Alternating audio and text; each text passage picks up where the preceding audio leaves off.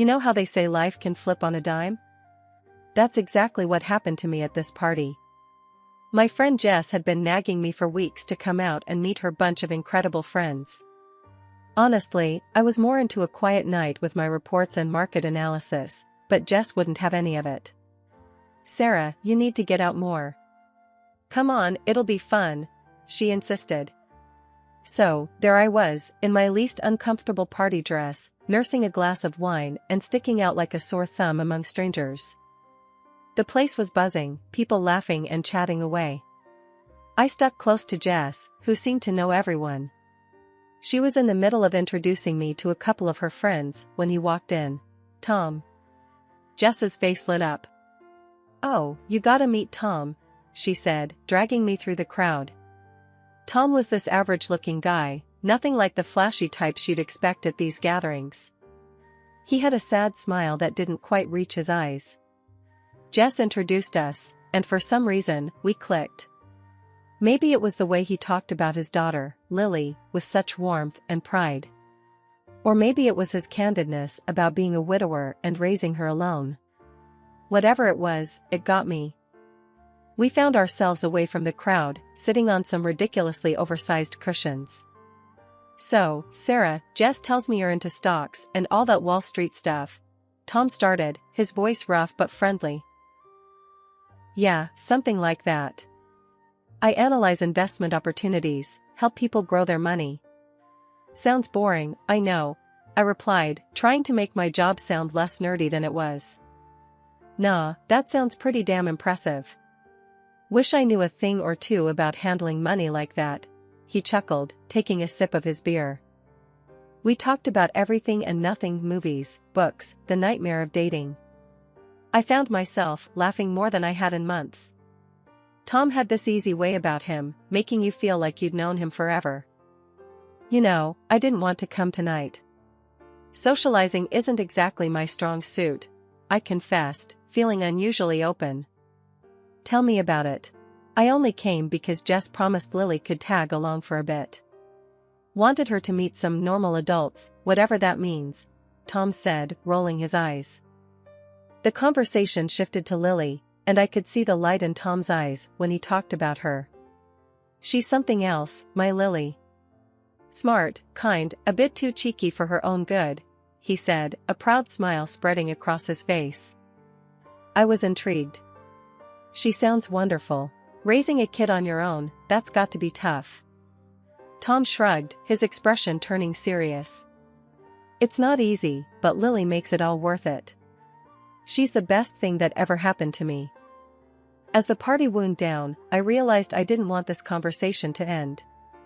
Tom felt like a breath of fresh air in my calculated, routine life. "Hey, maybe we could grab a coffee sometime? Talk more about market trends, or whatever?" I found myself saying, surprising even myself. Tom's smile was the answer I hoped for. "I'd like that. It's been a long time since I had a reason to look forward to something." Very soon I met Tom's daughter, and she was like a breath of fresh air. We quickly became friends, which made her father very happy. That's how a simple meeting turned into a real love affair. After Tom and I decided to tie the knot, it was clear we wanted something simple, no fancy dresses or grand churches. Just us, my folks, and Lily, who was more excited than anyone. The day was plain but perfect, filled with genuine smiles and a few happy tears. Moving into Tom's house afterwards, I was buzzing with ideas to make the place feel more like ours, not just his. My new life meant working from home, which my boss was surprisingly cool about. It gave me the chance to really bond with Lily. I'd pick her up from school, and we'd chat about everything under the sun on our way to her ballet classes. She started calling me Mom, which warmed my heart every single time. Creating a cozy home for us became my new project, filling it with love and laughter. But, as the months rolled by, things with Tom started shifting, so subtly at first. He'd make offhand comments about dinner being too bland or too salty. "Sarah, what's this supposed to be?" Tom would ask, poking at a casserole I'd spent hours on.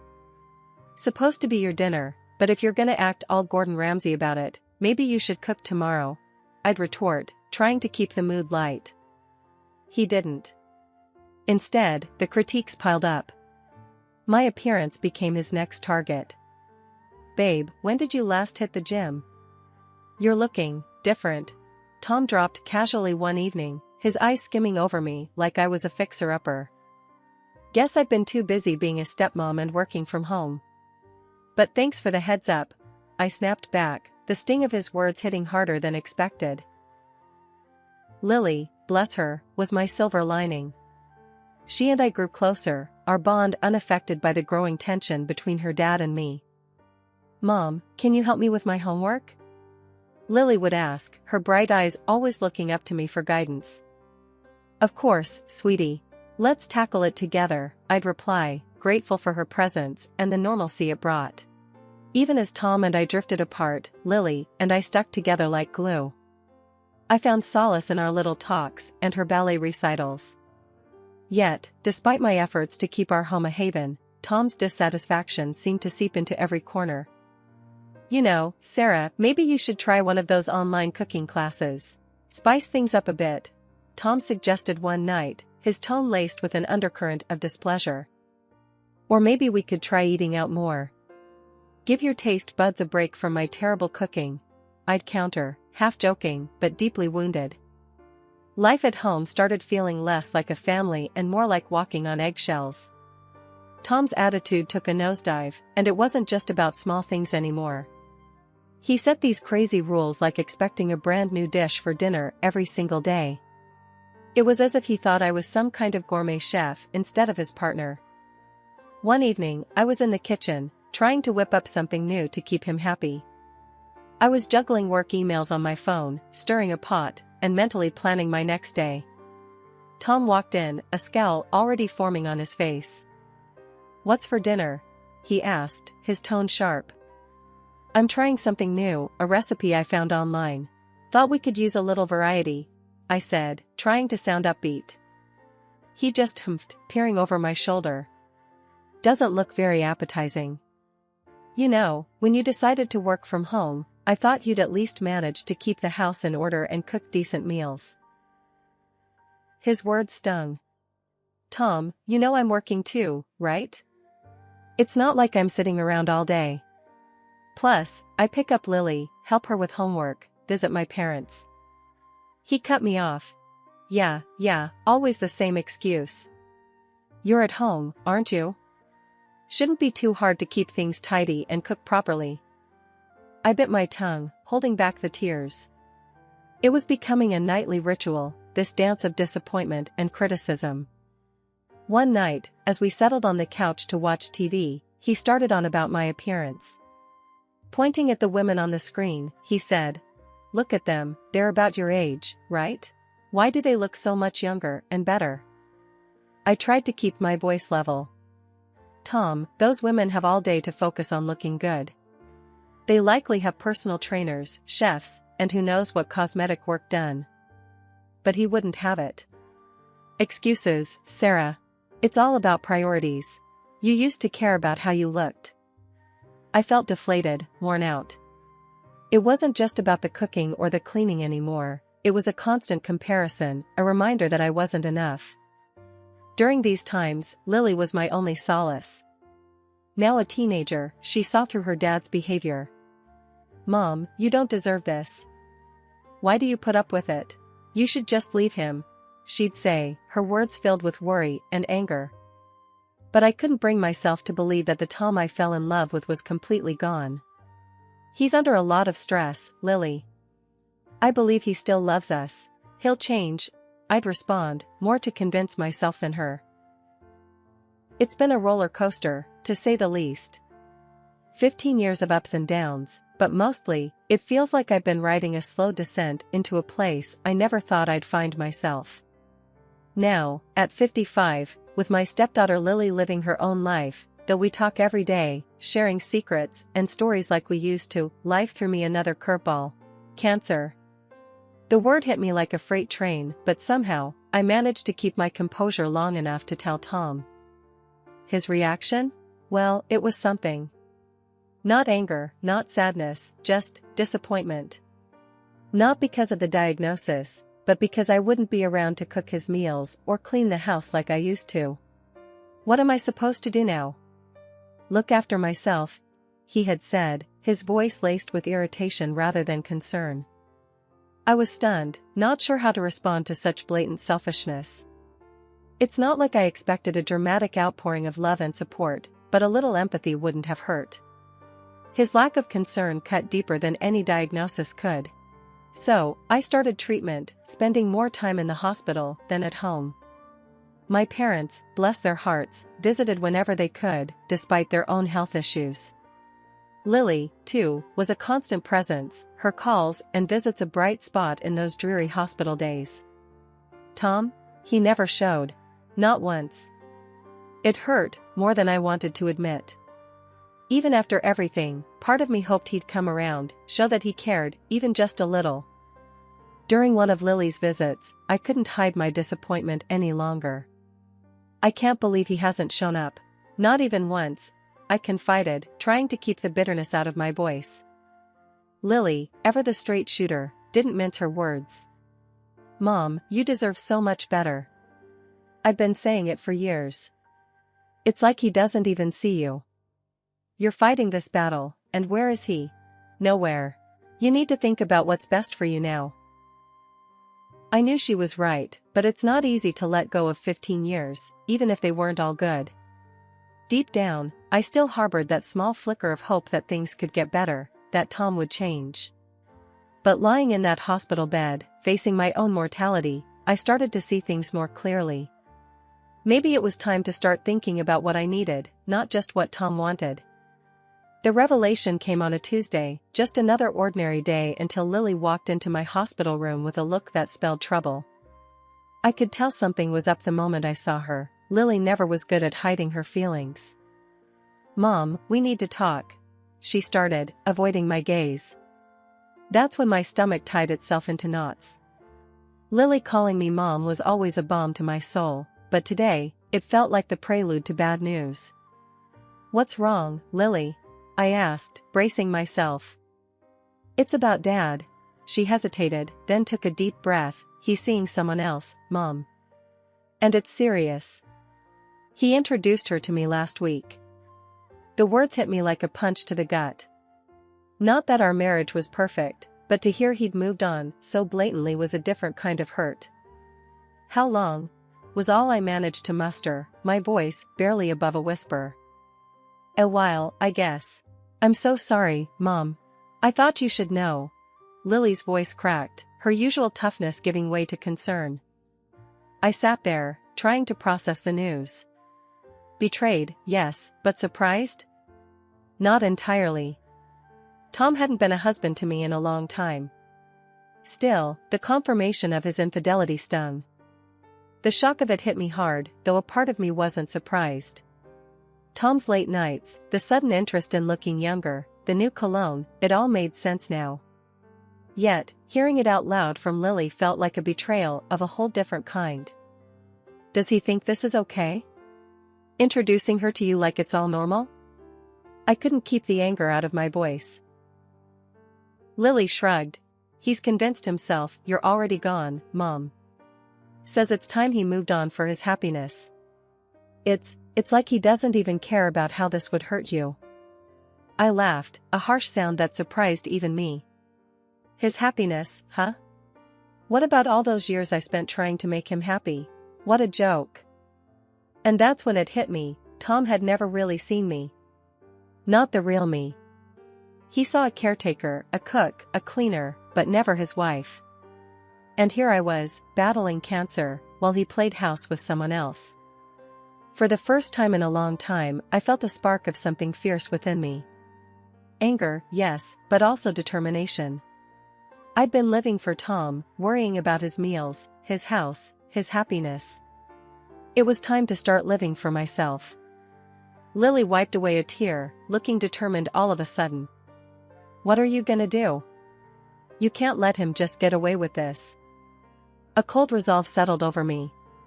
Tom's actions, his complete disregard for our marriage, it all clarified one thing. It was time to close this chapter for good. Tell him I agree to the divorce. I said firmly, surprising even myself with the decisiveness in my voice. It's clear he's moved on, and so should I. Lily's eyes widened. Really? Just like that? Yes, just like that. He thinks he can replace me so easily, let him try. But he'll regret this, Lily. Not today, maybe not tomorrow, but one day. He'll see what he's thrown away. Lily stood up, her stance shifting from worried to warrior-like. I'll tell him. And Mom, we'll get through this. Screw him and his midlife crisis fantasy. You're worth $1 million of her. Her fiery spirit in that moment gave me strength. I was about to embark on a tough journey, battling both cancer and a crumbling marriage, but I wasn't alone. I had Lily, and together, we were formidable. Thanks, Lily. We've got this, I said, a small smile breaking through the gloom. It was the beginning of a new chapter, one where I would reclaim my life and my dignity, with my loyal stepdaughter by my side. 2 days had felt like an eternity, each moment dragging on as I lay in that hospital bed, my body fighting a battle I hadn't signed up for. Then Tom walked in, his presence as cold as the chill running down my spine. The smirk on his face was something out of a nightmare, but this was my reality. He looked me over, his eyes devoid of any warmth. Look at you, all sick and pitiful. Can't say I'm surprised.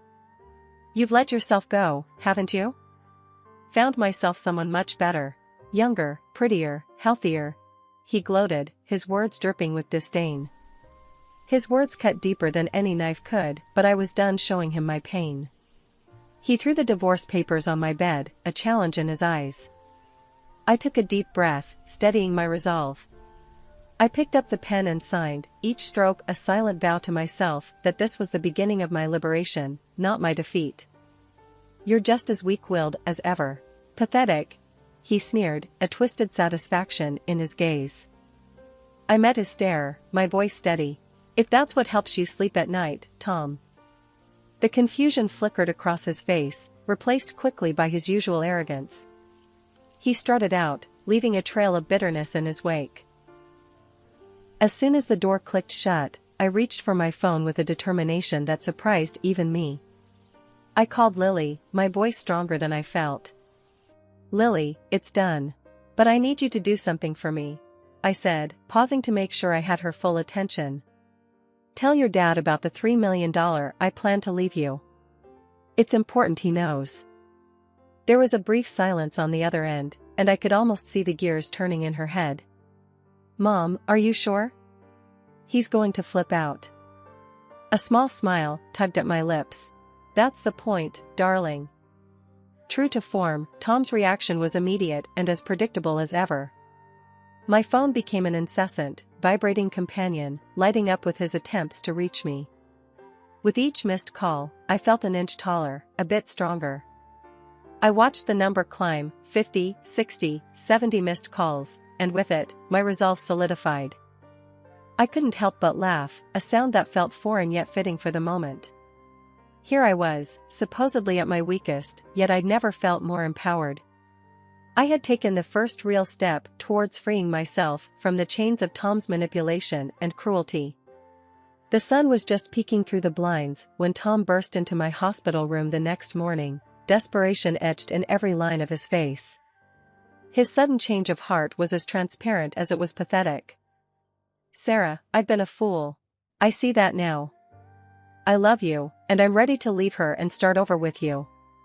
We can remarry, start fresh, he pleaded, his hands outstretched as if he could physically pull me back into the life we once shared. I couldn't help but laugh, a deep, genuine sound that seemed to startle him. Tom, you've shown me exactly who you are. After years of neglect, cruelty, and now this betrayal? And you think what? A few sweet words and it's all forgiven? He blanched, taken aback by my reaction. Sarah, please. I mean it. I realized I made a mistake.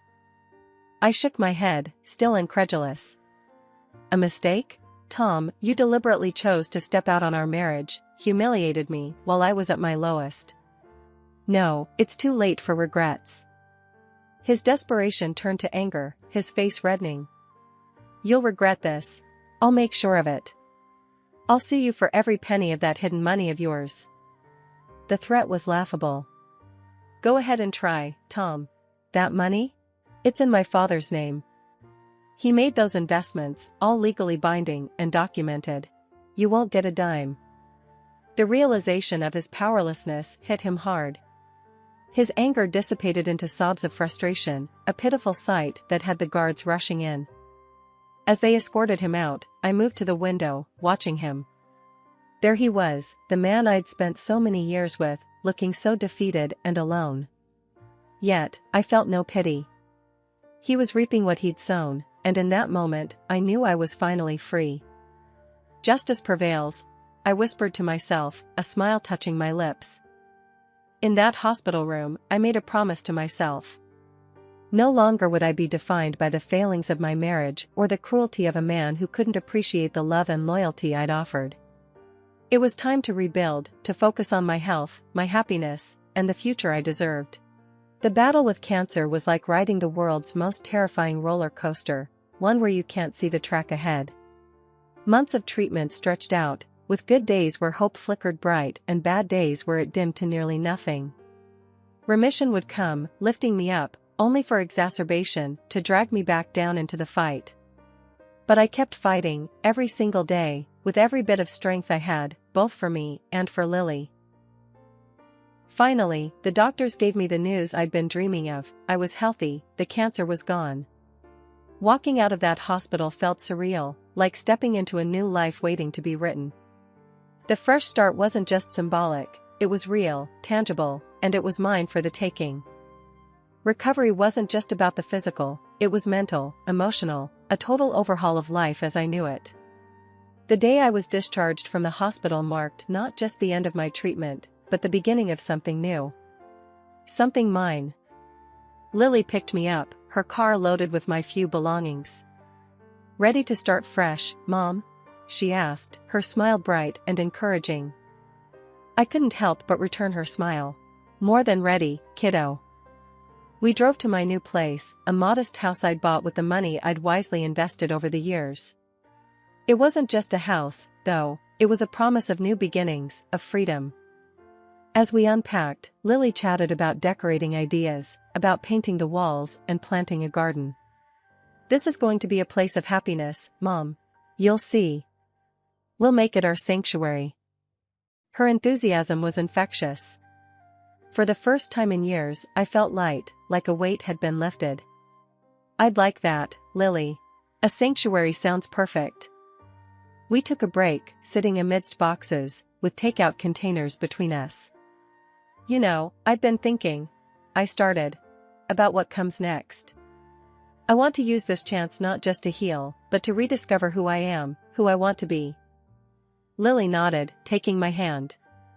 "I've got your back, Mom. Always. And hey, you're already doing it. Look at how far you've come." She was right. The journey from being trapped in a loveless marriage to standing on my own 2 feet hadn't been easy. But here I was, ready to face the world on my terms. "I'm thinking of starting a blog," I mused. "Sharing my story, maybe help others who've been in similar situations." "That's an amazing idea." Lily's eyes sparkled with pride. "You've got so much wisdom to share. Plus, you're pretty badass, you know?" I laughed, the sound bright and genuine. "Thanks, Lily. I guess I am, aren't I?" Said and done. I started my own personal blog, in which I shared the details of my struggle with cancer. People in the comments supported me, shared their own experiences. It was touching and reassuring at the same time. During one of our quiet evenings, Lily shared her own monumental decision. "Mom, I've cut ties with Dad," she said, her voice steady, but I could see the turmoil in her eyes. "After everything, I see you as my real mom. He chose his path, and I've chosen mine, with you." Hearing her call me Mom in that context, knowing the weight it carried, filled me with an indescribable mix of pride and sorrow. Sorrow for the broken bridges in her life, but pride in her strength and in the bond we shared. "Lily, there's something I've been meaning to tell you," I started, taking her hands in mine. When the time comes, I'll be leaving everything to you, the house, the $3 million, all of it. You're my family, my future. Lily looked at me, tears brimming in her eyes, but a smile breaking through. I don't need any of that, Mom. Just having you is enough. But thank you, for everything. In that moment, any lingering shadows of the past faded away. We were family, bound not by blood but by choice, by love. And as we looked ahead, the future wasn't just a blank page, it was a canvas waiting for us to fill it with color, with life.